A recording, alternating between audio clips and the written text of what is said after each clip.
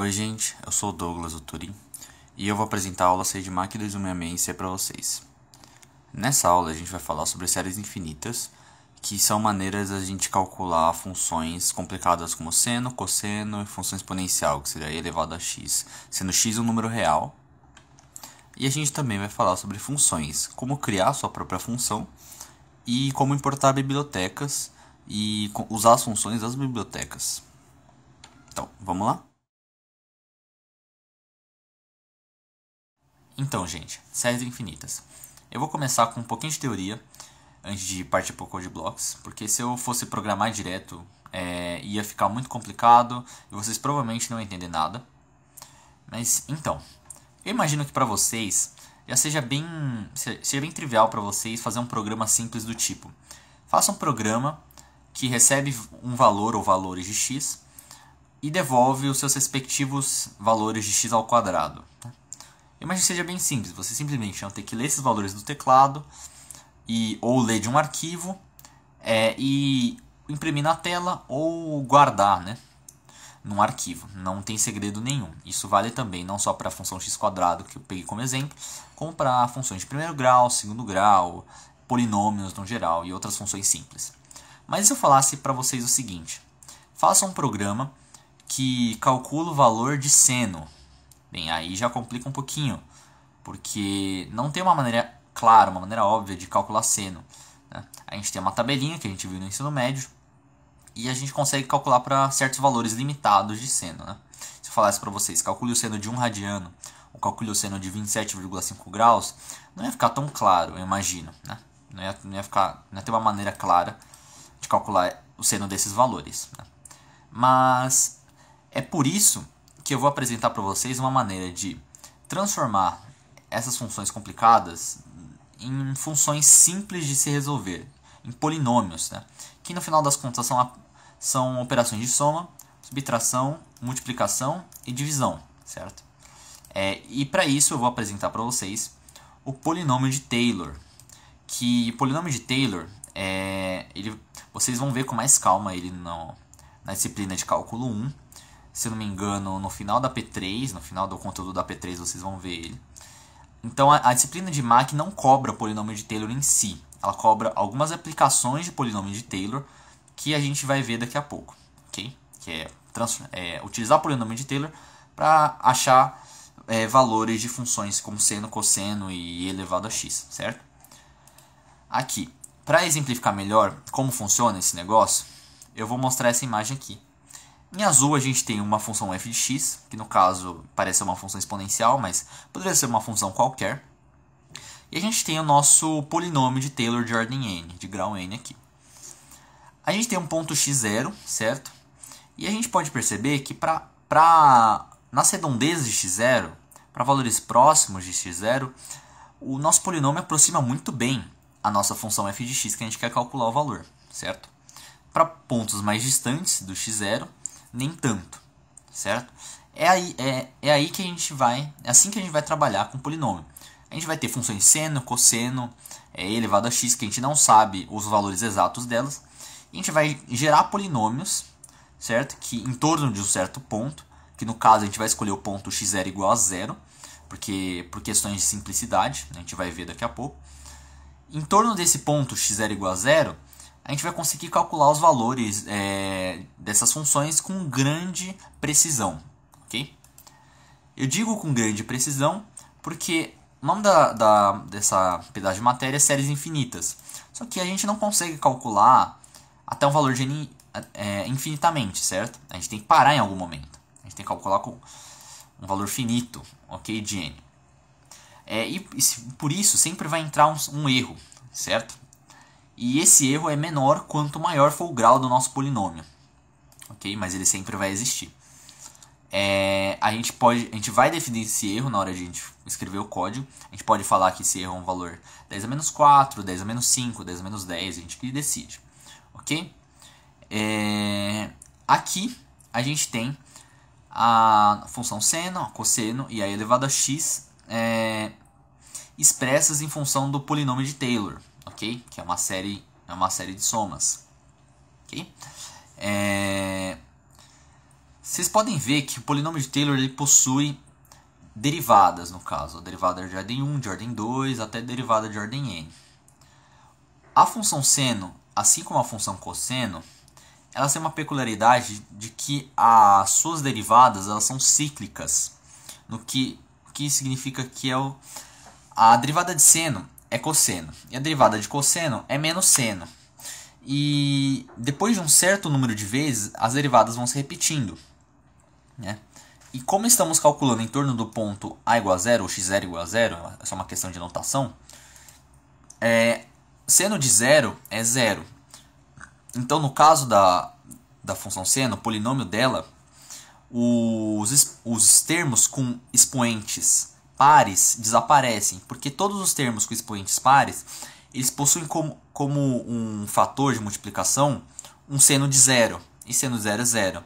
A mesma coisa acontece para o cosseno, só que a diferença é que isso acontece nos termos com expoente ímpar. Então, os termos com expoente ímpar desaparecem. Okay?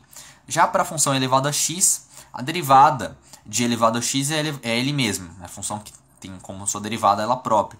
Então, todos os termos aqui, todas as derivadas aqui, elas viram 1, elas basicamente desaparecem, né? Então é muito simples calcular isso aqui, ok? Beleza. Outra coisa importante é como que a gente vai trabalhar com esse erro aqui na hora de fazer nossa conta, na hora de fazer nossos cálculos.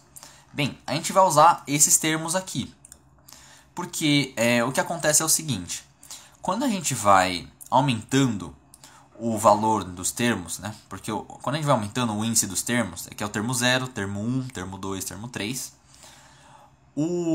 tanto o numerador quanto o denominador ele tende a aumentar, né? Vai x a nona sobre 9 fatorial, x a 11 sobre 11 fatorial e assim por diante.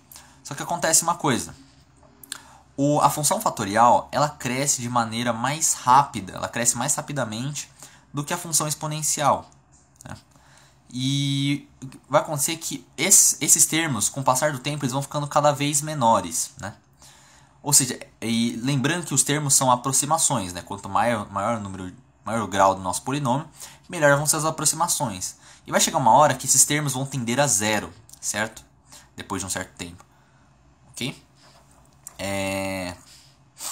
Então, a gente vai utilizar o erro, a gente vai comparar esse erro com esses termos. Quando um termo for menor do que o erro que a gente estipular, a gente vai parar de ficar somando, porque não vai mais valer a pena, entendeu? Porque aí a nossa função, o nosso polinômio, ele vai estar dentro do erro que a gente estipulou, certo? Ele vai estar suficientemente próximo da função original que a gente queria calcular, que pode ser um seno, um cosseno, um elevado a x, assim por diante, ok? A gente vai usar o módulo desse seno, eu vou mostrar melhor na hora de... quando eu mostrar o exemplo, né? Porque agora pode parecer um pouquinho confuso, mas na hora que mostrar o exemplo eu acho que vai ficar mais claro do que a gente está falando. Um outro problema que a gente tem que abordar é o seguinte: a gente tem um problema que a gente está trabalhando com fatoriais. E fatoriais têm uma tendência de crescer absurdamente rápido. Imagina que a gente vai fazer contas e a gente pode acabar chegando em fatoriais da ordem de 100 fatorial ou de 150 fatorial. Isso são valores absurdamente altos, né? E isso vai gerar problemas de memória, né? Porque lembra da aula passada que floats, doubles, né? e variáveis no geral, elas têm um espaço limitado de memória e um espaço limitado de representação. Você não consegue representar todos os números reais, todos os números inteiros, utilizando variáveis em C, né? Por causa dessa limitação física, ok? Então, para evitar esse problema que a gente tem com fatoriais de explosão de números que eles tendem a explodir, a gente vai utilizar uma notação que é a seguinte: a gente vai calcular o termo atual com base no termo anterior vezes uma constante, certo? No caso, o termo atual ele vai ser o termo anterior vezes uma constante. Essa constante ela pode ser deduzida comparando um termo com o seu termo anterior, ou o termo com o seu termo seguinte, certo? Ela vai variar, né? No caso do seno, ela vai ser isso aqui, x² sobre 2k vezes 2k mais 1, sendo k o índice, certo? E k começando no zero, aqui, ó, ok? Esse aqui é o termo 1, termo 0, esse aqui é o termo 2, desculpa, esse aqui é o termo 0, esse aqui é o termo 1, e esse aqui é o termo 2, assim por diante, certo? Ele vai variar para o seno, para o cosseno e para o elevado a x, certo? Mas basicamente a gente vai sempre usar essa noção, que o termo atual vai ser o termo anterior vezes uma constante, certo? Aqui o menos ele faz parte da constante, eu só coloquei ele na frente para ficar mais claro, ok? Mas se é termo k menos 1 vezes menos isso aqui, essa seria a constante que a gente está falando. E aqui tem um exemplo para deixar mais claro. Então vamos para o exemplo mesmo, o exemplo de verdade que tem aqui embaixo, para a gente conseguir entender melhor o que está acontecendo. Então, gente, eu vou separar aqui de um lado o exemplo e do outro a apostila para ficar mais claro o que a gente está fazendo. A primeira coisa que a gente vai fazer é definir uma constante. Erro da seguinte maneira. A gente usa a hashtag define, espaço, o nome da nossa constante, espaço, o valor que ela assume. Uma ótima prática de se realizar é nomear suas constantes sempre em maiúsculo. Porque assim a gente consegue diferenciar a nossa constante de uma variável do nosso programa. E é importante definir as nossas constantes fora da main. A segunda coisa que a gente vai fazer é declarar as variáveis que a gente vai utilizar no nosso código. Que no caso são a variável k, que é um inteiro, que ela vai definir os nossos valores dos termos, né? Certo? Esse aqui é o índice 0, esse aqui é o índice 1, esse aqui é o índice 2 e assim por diante. A nossa variável x, que vai armazenar o valor que o usuário digitar no teclado. A nossa variável seno, que vai armazenar as somas de todos esses termos do polinômio. A nossa variável termo, que vai guardar o termo atual em cada iteração. E a nossa variável mod termo, que vai servir de variável de controle. Ela vai parar o nosso while quando ela for menor do que a nossa constante erro. Lembrando que a gente falou aqui um pouquinho antes, né? Que quando um termo for menor do que um erro que a gente estipular, que no caso é 10 a menos 5, a gente vai parar de realizar operações de soma e tal, ok? Esses ifs aqui que estão aqui, eles só servem para garantir que a nossa variável mod termo seja sempre positiva. Isso é importante para não atrapalhar com esse while aqui, né? Porque caso ela assuma um valor negativo, ele vai sair desse while e não é isso que a gente quer, ok? A linha mais importante é esta linha aqui, a linha 20, em que a gente realiza a seguinte operação. O termo atual é menos o termo anterior vezes uma constante, ok? Como vocês podem ver aqui. Em seguida, a gente faz a soma, né, na variável seno. A gente soma a variável seno com o termo atual. E a gente atualiza a variável k e guarda o valor do mod termo com o valor de termo, certo? Sempre deixando o valor de mod termo positivo caso o termo seja negativo. É importante sempre pensar no caso da primeira iteração, a primeira vez que ele entra no while, certo? Porque a gente tem que saber como inicializar as nossas variáveis com os valores corretos. No caso, o k ele foi atribuído 1 e seno, termo e mod termo foram atribuídos os valores de x, né? Então, o que acontece é o seguinte, ó. A primeira iteração, o termo vai receber menos termo vezes x sobre 2k vezes 2k mais 1. Esse termo aqui vai ser referente, na primeira iteração, vai ser referente a esse aqui. Por quê? Termo recebeu o valor de x, correto? Então, termo vai receber menos x vezes x, que é x ao cubo, sobre 2k vezes 2k mais 1. Só que k vale 1. Então, 2 vezes 1 vezes 2 vezes 1 mais 1 vai dar 2 vezes 3. E 2 vezes 3 é 3 fatorial. Então, esse termo na primeira iteração vai assumir x ao cubo menos x ao cubo sobre 3 fatorial. E vai ser somada com seno. Só que na primeira iteração, o seno vale x. Então, seno vai receber x mais menos x ao cubo sobre 3 fatorial. Então, seno vai assumir esse valor aqui na primeira iteração, ok? E aí, com o passar do tempo, ele vai ser somado esse aqui na próxima iteração, depois esse aqui na próxima e assim por diante. Okay? Por isso que a gente inicializa o k como 1, porque a gente não começa no índice 0. O índice 0 já é x, então a gente nem precisa passar por essa iteração. Ok?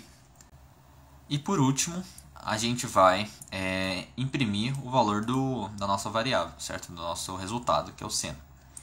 Vamos rodar isso aqui para ver se está funcionando. Eu vou entrar com o valor de x 0.1.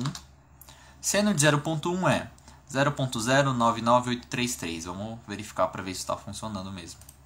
Aqui eu abri minha calculadora do Windows mesmo. Eu vou digitar 0.1.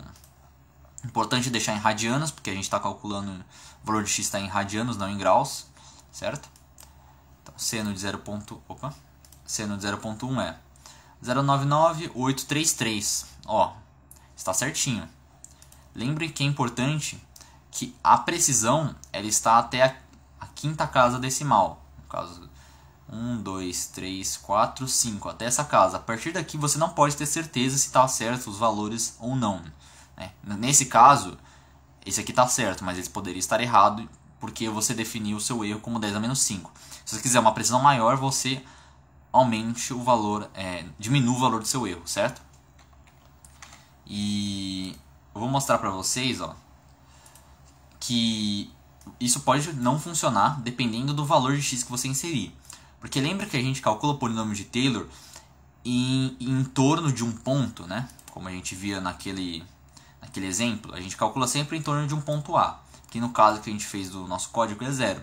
Se calcular para valores de x muito distantes de 0, eu vou botar, por exemplo, x 50 radianos.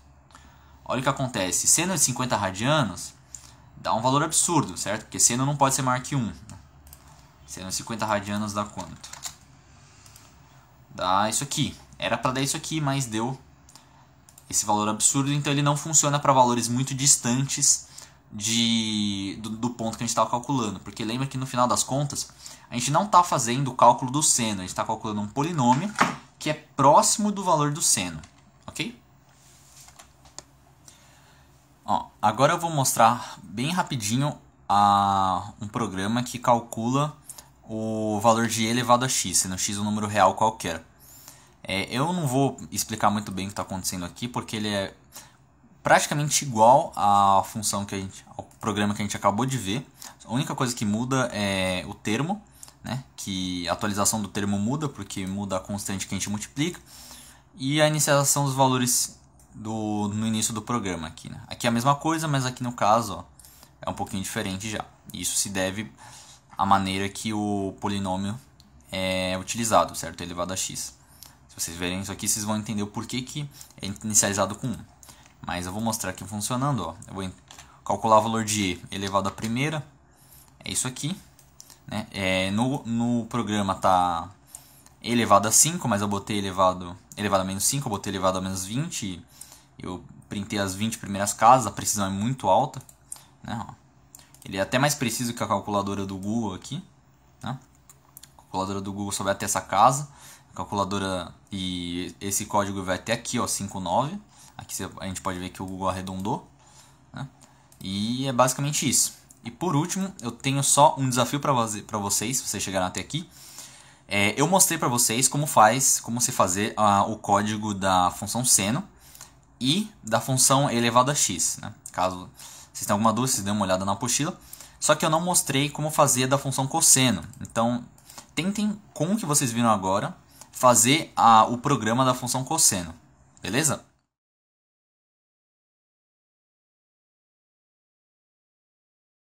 Então, gente, agora a gente vai falar sobre funções. Vocês já estão bem familiarizados com funções como a gente vê na matemática, né? Como, por exemplo, a gente acabou de ver a função seno, a função exponencial aqui nessa aula mesmo. Só que agora eu vou introduzir o conceito de funções dentro da linguagem de programação C, que é um conceito muito importante, que é muito utilizado. A gente até já utilizou nas aulas anteriores, só que a gente nunca formalizou esse conhecimento. Bem, vamos fazer isso agora. Sabe a main? A main é uma função, né? Eu não sei se todos já sabiam, talvez alguns de vocês já saibam que a main seja uma função, mas ela é. Eu vou definir 3 características que toda função em C precisa ter. Toda função em C precisa de um nome, né? Porque você precisa ter o nome da função para poder chamar a função em outro lugar. Ela precisa ter a definição dos seus parâmetros. No caso, a função main ela não tem nenhum parâmetro. A gente poderia, se a gente quisesse, adicionar alguns parâmetros de entrada para a nossa função main, mas não vamos fazer isso. E a terceira coisa que toda função tem é o parâmetro, o tipo de saída que a função possui. Que no caso, a main retorna um inteiro, por isso esse int antes da main, ok? E tudo que está entre essas chaves é o código que é executado por ela, quando a main é chamada, né? No caso, o return 0, que a gente, sei lá, nunca chegou a tocar, ele serve para retornar no final da nossa função um valor, que no caso é inteiro. Por quê? Porque o tipo de retorno da nossa função é inteiro. Quando a gente roda o nosso código, no caso da main, o return 0 ele serve como uma maneira de a gente saber que tudo ocorreu bem, né? Por exemplo, se eu fizesse isso aqui, ó, while 1, a gente sabe que não deu return 0 porque ele não chegou lá ainda, né? Isso é uma maneira de mostrar que a nossa função ainda não terminou e que é possível, dependendo do código que você fez, que tenha dado algum problema. Além da main, a gente aprendeu diversas outras funções durante o curso até agora. A gente aprendeu a usar a função printf, a função scanf, a função fopen, a fclose e assim por diante. Então são funções. E o legal disso é porque a gente não precisa saber como elas funcionam internamente. Você não precisa saber como a função printf faz para imprimir as coisas na tela, ou como a função scanf faz para armazenar os dados que você inseriu no teclado numa variável ou em variáveis. Então isso é muito útil para a gente. Mas além de utilizar funções que já existem, vamos aprender agora como criar as nossas próprias funções, né? Criar funções nossas, no caso. Vamos criar uma função bem simples, uma função que vai somar dois números inteiros. Eu vou chamar ela de soma. Eu vou criar dois parâmetros que vão ser parâmetro A e parâmetro B, todos inteiros, né? Como a minha função retorna um inteiro, eu vou retornar A mais B, já que eu quero retornar a soma das duas entradas, ok? E aí, dentro da main, eu vou chamar essa função soma para realizar uma soma de duas variáveis. Eu vou criar um int i igual a 2, k igual a 3, e vou fazer printf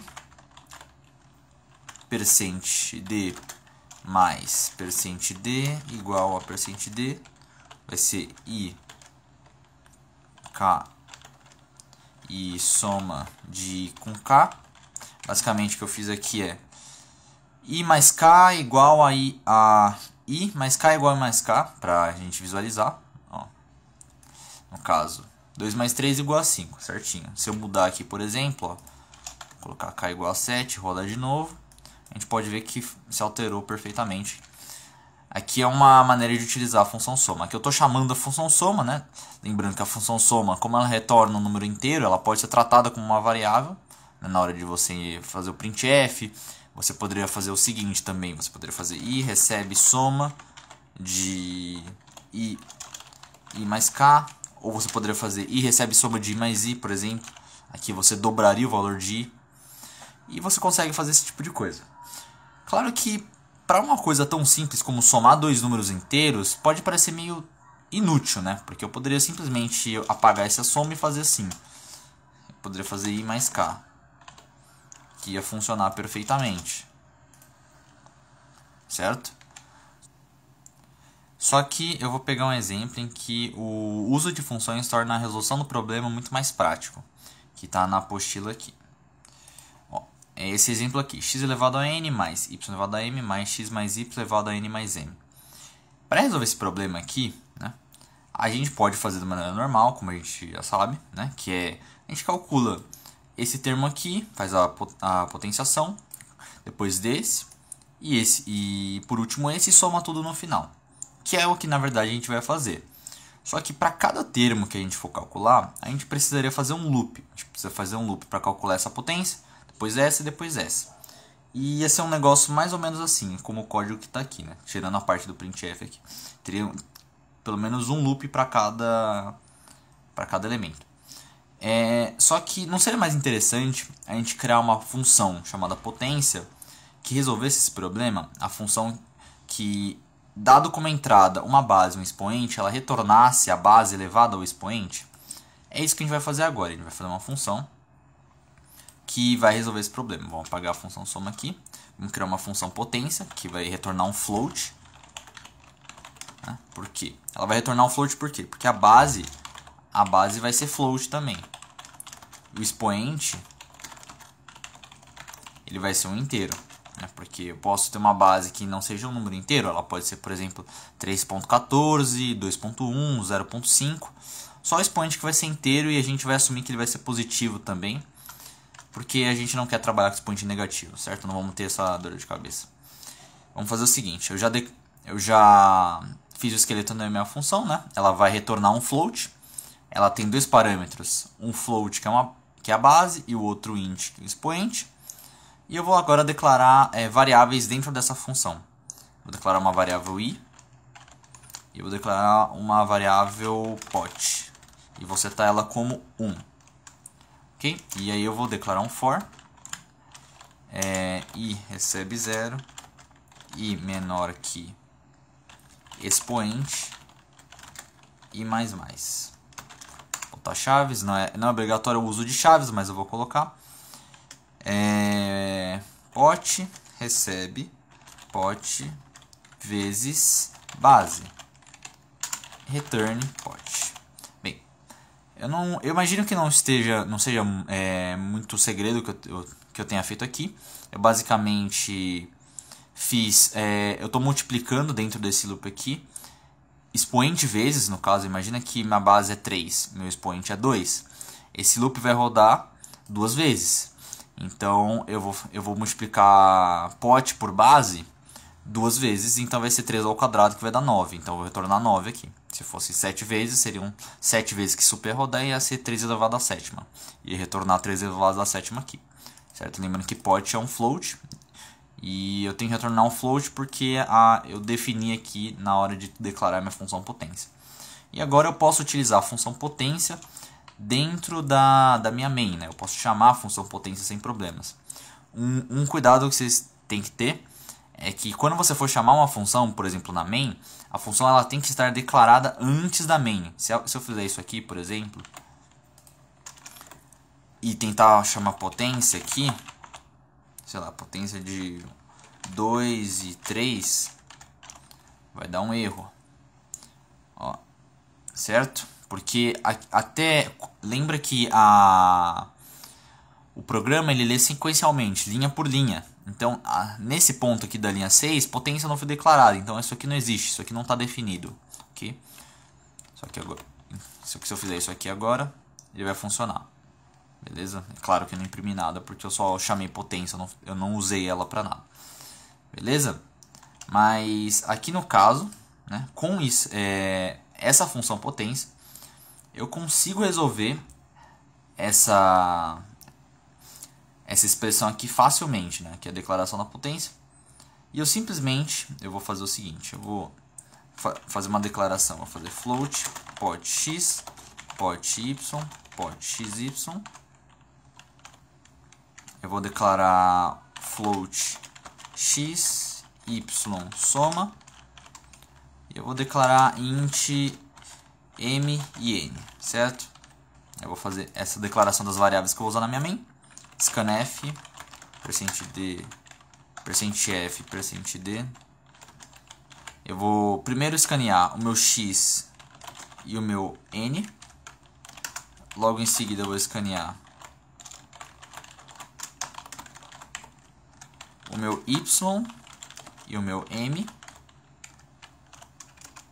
E aí eu vou chamar a função potência. Pot x recebe potência de x, y. Lembrando que respeita a ordem na hora que você chama a função de outro lugar. ele respeita a ordem. Então o primeiro parâmetro vai ser referente à base, né, quando eu chamar a minha função. E o segundo parâmetro, não vai ser y, x e n, né? E o segundo parâmetro vai ser referente ao expoente, ok? Eu vou fazer a mesma coisa com pot y, potência ym, e por último pot xy, potência x mais y, n mais m.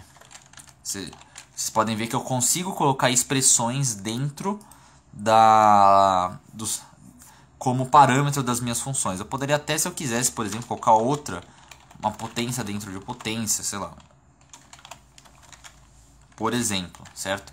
Isso aqui é o primeiro parâmetro da minha função e que por acaso também é uma função. Eu poderia muito bem fazer isso, certo? Não tem nenhum problema. A única coisa que ela tem que ser respeitada é isso aqui.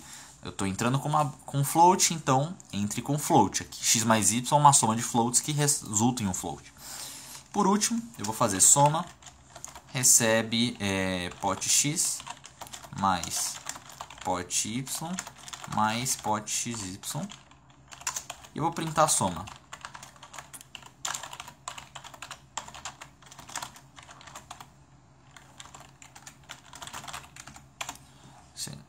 Se tudo deu certo, aqui eu vou inserir 2, 3, 2. Resultado é 638, que no caso seria 2 elevado ao quadrado, mais 3 elevado ao quadrado, mais 5 elevado à quarta. Que, se eu não me engano, dá isso mesmo, ok? Outra utilização de funções é através do uso de bibliotecas. Além de criar nossas próprias funções, como a gente fez aqui com a função potência e a função soma, a gente também pode utilizar funções criadas por terceiros, né, para facilitar a nossa vida, no caso. Eu vou introduzir para vocês a biblioteca math.h. É uma biblioteca matemática com várias funções logarítmicas, exponenciais, trigonométricas, dentre várias outras, né? Por exemplo, uma função que pertence a math.h é a função seno. Ela calcula valores de seno. Vamos fazer esse teste aqui. Eu vou fazer o seguinte: int double θ scanf percent lf. Eu vou pedir para o usuário inserir um valor de θ e eu vou printar o seguinte: seno de percent, vou botar entre aspas, né? Percent lf é igual a percent lf. No caso vai ser θ e sim θ. Aqui é a anotação, no caso, porque é em inglês, né? É sim, e se fosse cosseno seria cos. Se eu não me engano, a tangente é tan, ou não. Mas aqui, sim de θ. Se eu rodar o código, eu vou inserir, por exemplo, 0.1. Seno de 0.1 é 0,99833, que a gente tinha visto antes, certo? Aqui eu esqueci de botar um barra n. Aqui ele continua o resto do código, certo?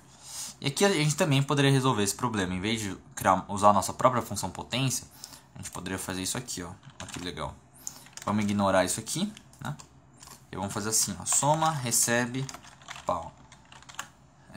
De x, n, mais pau de ym, mais pau de x mais y, n mais m. Opa. Aqui eu vou botar 0.1, sendo 0.1 é isso aí. 2, 3, 2. Resultado 638. No caso, deu a mesma coisa, tá? Aqui a gente tem uma função já prontinha que calcula potenciação, assim como a nossa função potência. Sem a gente ter precisado se dar o trabalho de criar um bloco de código para resolver esse problema que a gente tinha antes. Eu só não introduzi isso antes para vocês, por quê? Porque o pessoal do IME, eles são meio restritivos em relação ao uso de bibliotecas, especialmente a math.h. né? Eles querem que você meio que faça as coisas do jeito raiz, digamos assim. Então por isso que eles ensinam a gente a, por exemplo, calcular seno usando séries infinitas. Infelizmente é a vida, mas está aí a função math. Dependendo, talvez, se vocês derem sorte, em algum momento do EP ou na prova, vocês possam usar a função math.h para alguma coisa. Então, tem umas funções muito úteis, como essa de potenciação, achar valor máximo, de pegar um valor e devolver o módulo dele, e outras funções muito úteis que essa biblioteca possui. Beleza? Então é isso, galera. Esse é o fim da aula 6. Espero que vocês tenham gostado. Se vocês tiverem alguma dúvida, deixa um comentário aqui no vídeo ou manda pra gente lá na nossa página do Face. E aqui tá o link para aula 5. E se você não fez isso ainda, deixa um like no vídeo, se inscreve no canal, por favor, porque isso ajuda muito a divulgação. E é isso, gente. Até a próxima.